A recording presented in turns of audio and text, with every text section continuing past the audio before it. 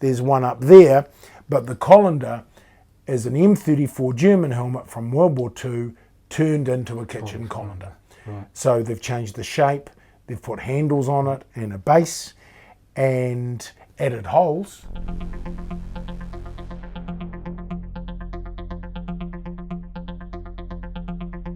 Andy Wickens, so we're in Das Bunker, Yep. your private collection here on the Kapiti Coast. I've got to say, it's pretty impressive. I've certainly impressed. Looking around, I've seen a few collections in the past, and I think there are two types of collectors.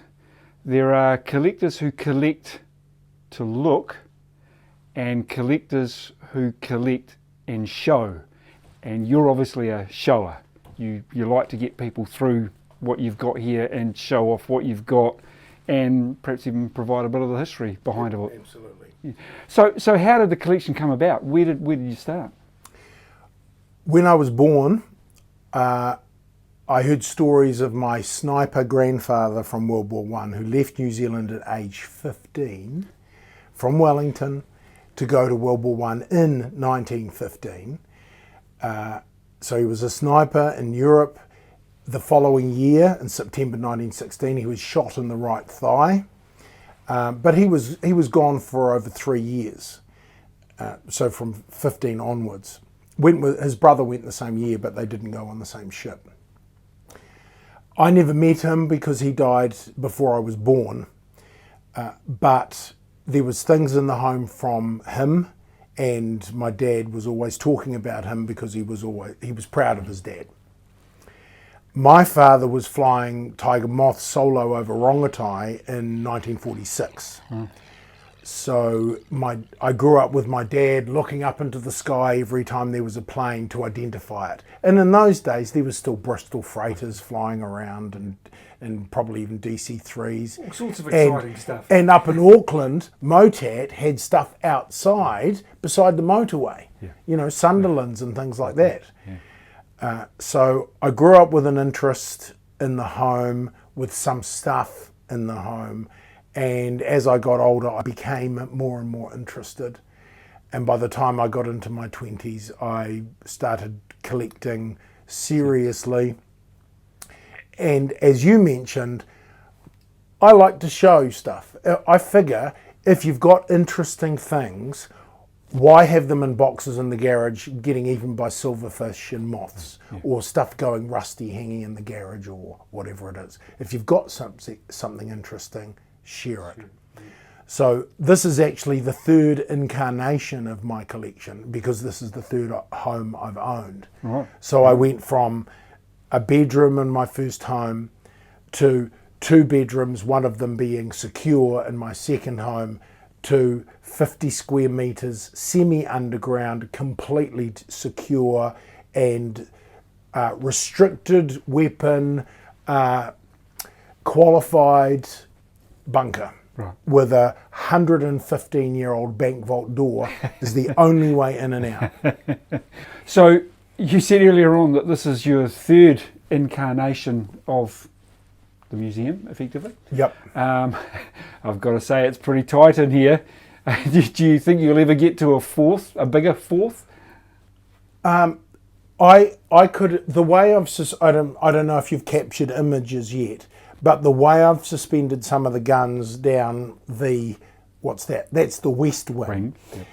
The way I've suspended some guns down there, I could easily lose a couple of $100,000 worth of guns down there, suspending them from the ceiling. Right.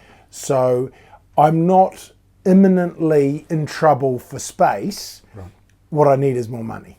The perennial problem. Yeah. Absolutely. So, I mean, I just in walking around, I noticed you've got some incredible things here. You mentioned something earlier on.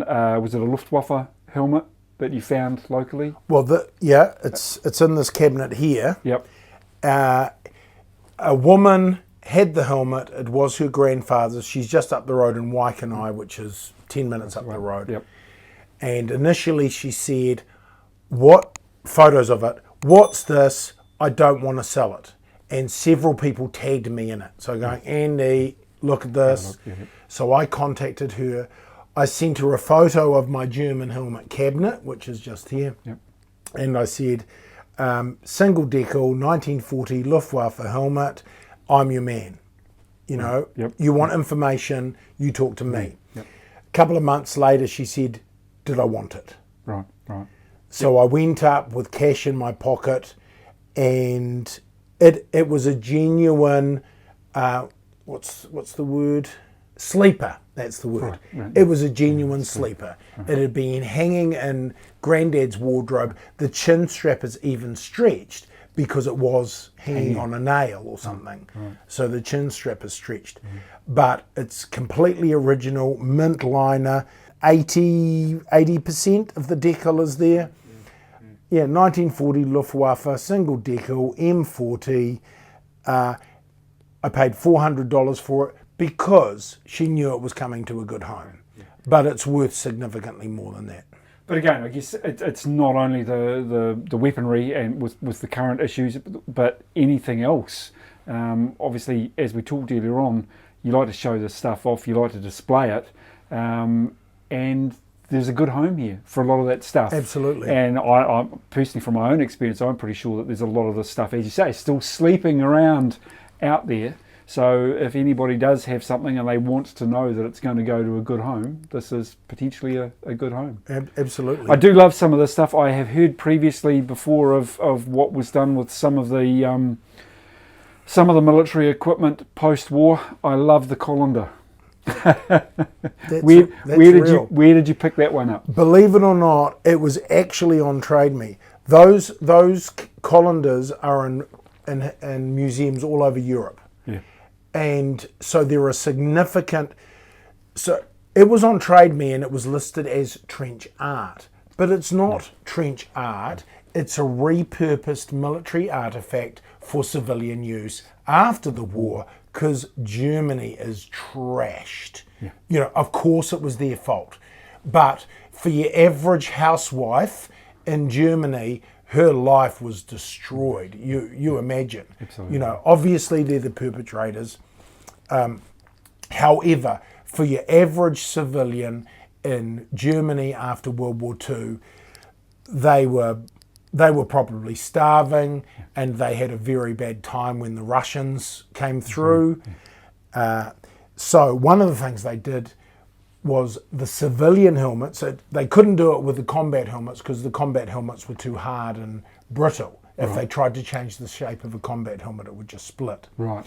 But a civilian helmet, so in this case, M1934. So there's an original M34 there. There's one up there, but the colander is an M34 German helmet from World War II turned into a kitchen colander. Right. So they've changed the shape, they've put handles on it and a base and added holes. Yeah. Because what it did have, the civilian helmets have like a pepper shaker holes in it, Right. whereas the combat helmets only have two. Yeah. So they've put lots more holes in it, they've enamelled it. Right. And I got that off Trade Me for about $162. And Nice. I've had helmet collectors all around the world going, oh my God, I've always wanted one of those. Yeah. No, it's fantastic. So, yeah, you are effectively your own private museum, aren't you? And you've got those, particularly for the weapons, the appropriate endorsements to be able to do that. I already had, before the firearms changes recently, I already had Collector General, Collector Theatrical, and E, which is the semi-automatic stuff, which is now gone and banned. I applied, as soon as that happened, as soon as we were able to, I applied for the P endorsements, which is prohibited. Right. They gave me P firearms, P, which is P6, P7, which is P magazines, which you need not only for the P weapons, but also the C weapons. Right. So machine guns, in the new law, machine guns aren't affected. But if the machine gun has a magazine, the magazine is now prohibited. Right. Which is a bit odd, because a belt-fed machine gun is not affected at all. I think you mentioned earlier on that you were one of the first in the country to get that new P endorsement. I was the first collector in the country to have the new P endorsement, yes. Okay. So what does that mean for other collectors or other firearms owners out there who have had weaponry which is now effectively banned/illegal, whatever you want to call? In theory, my understanding is that those weapons effectively have to be handed in and destroyed because they don't have the appropriate endorsements. How does the fact that you have those endorsements here potentially affect those people? Those people that are handing in their guns, if they had a legitimate reason, there would be no reason why they couldn't apply for a P endorsement themselves. Right. It was easy for me to do it because I already had collector's licenses. Right. And when they gave me the P endorsement, they even gave me C3, which is Collector's Museum. So I'm now legally, by the government and the police, I'm recognised as a museum. So it was very, very easy for them to say, here you go, here's P6, here's P7, you can keep everything. Right. I've offered my services to people saying, if you don't want your guns destroyed, because some of what is being destroyed are toys. Right. You know, are toy guns. Absolutely, yeah. They're not real military firearms, Yeah. but some are. There's M1 carbines being destroyed, there's Garands being destroyed, and a M1 Garand, which is World War II semi-automatic rifle, and it's the famous one because it takes the clip. And when it's empty, the clip fires out and goes ching on the ground. So lots of people know the Garand. They are being destroyed. And at the end of the day, these are historic artefacts, effectively, Absolutely. Or New Zealand's SLR. Yeah. The SLR is one of the most respected firearms in the world. Yeah. We use them. I've got one. I'm allowed to keep it. And I've had guys come to me and go, woohoo, the police gave me $2,200 for my SLRs and I only paid $1,400 for them. They're excited about getting cash for something that's being destroyed. Right.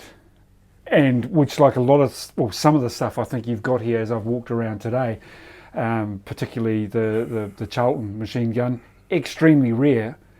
A lot of the stuff that is not so rare at the moment is going to become very rare shortly because it is currently being destroyed. Well, it's immediately, like I said, M1 carbines are being destroyed, Garands are being destroyed, SLRs are being destroyed. So immediately there's perhaps hundreds or even thousands of significantly historical, not military style semi-automatics, but actual military semi-automatics. I think the short story is that you do have some of those endorsements now, the museum endorsements, and so if there are people out there who have anything in, they may be collectors, they may only have one piece, whatever, they were thinking of maybe handing it in, but they don't really want to see that historical item destroyed, you've certainly got a potential home here. So they just need to get in touch with you and see how it goes from there. Absolutely. The facility is there. If you've legally got an E category weapon, I can ask for a permit. I can send in a request for a permit. I can take it off you. I can save it. If at a later date you get a P endorsement, I'll give it back. Yeah, easy. And hopefully we can save some of those items out there. Well, I would love to. And yeah, it's great just to have a walk around here and see what you've got. So I would thoroughly recommend that anybody that is interested in military history, a bit of weaponry perhaps, to get in touch with you via your Facebook, which we'll put on the video. Yeah, and you it'll can be put my cell phone number there too. It'll be in the descriptions. As a museum, I mean, this is obviously a private collection, so you're not open to the public, you're not open generally, so people just contact you. I'm open to the public by appointment. By appointment only? Yeah. Okay. So, and that's why you don't have the address, is because I don't want people coming here when I'm not here. Absolutely. So they contact me, we make a time. I'm available most evenings. I can be available during the day with enough notice. Right. But I do work. You got to pay for this stuff somehow. Excellent. Oh, well, that sounds really good. So hopefully we can get some extra people coming and having a look and appreciating what you got here. It's a fantastic collection. It would be my pleasure. Thanks a lot, Andy. Okay, thank you.